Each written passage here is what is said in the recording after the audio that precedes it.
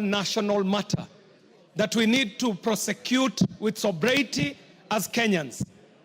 Mr. Speaker, there is no member who would rise on the floor of this House to support atrocities by any uniformed officer against our citizens.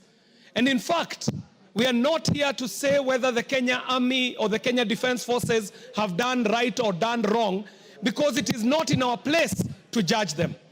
However, Mr. Speaker, it is not lost to my mind that in the last parliament, Mr. Speaker, this House declined to assent to the renewal of the terms of service and the terms of training of the British Army Training Unit in Kenya, the Batuk. Mr. Speaker, when we refused to sign up and regularize Batuk's presence in Kenya, we took a hitting as a House, Mr. Speaker. But in this 13th Parliament, the Parliament has been able to pass that British Army Training Unit in Kenya can practice and train on our mother soil, Mr. Speaker. However, that was not without a rider. This House put a rider, and the rider was serious, Mr. Speaker. The rider was saying that there is no way that a British officer can end up committing a crime in Kenya and not tried in Kenya. Mr. Speaker, the British Army Training Unit is known to have killed our people. They are known to have raped our women. They are known to have maimed our people. Mr. Speaker, they are also known for serious environmental degradation.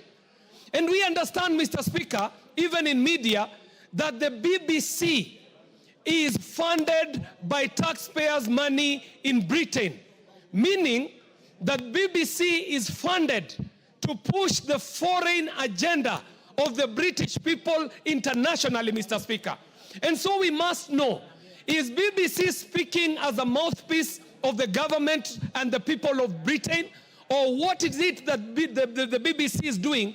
Could it be an attempt to untwist this country so that they can rescind on the rider that we put on their training of the Batuk units in Kenya, Mr. Speaker, and perpetuate a history of extractive economy, oppressive economy, and exploitative economy in a very unfair trade balance between Kenya and the UK.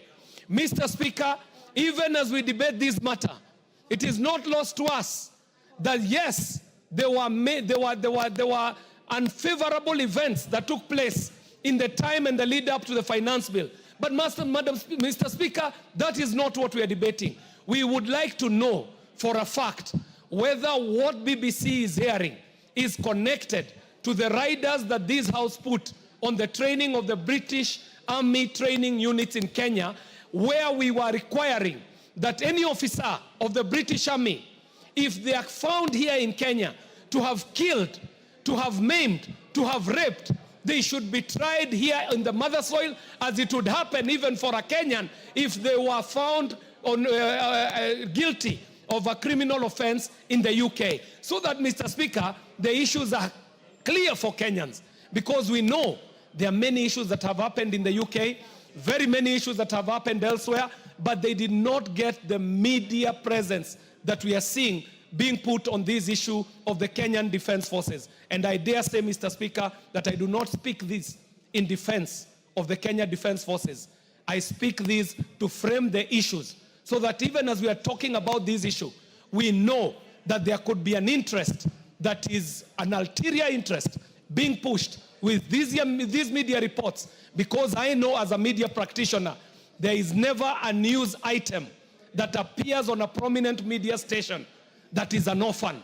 Any media item that comes up on a media station has its own father and it has its own mothers. I thank you very much, Mr. Speaker, and let us look at the agreement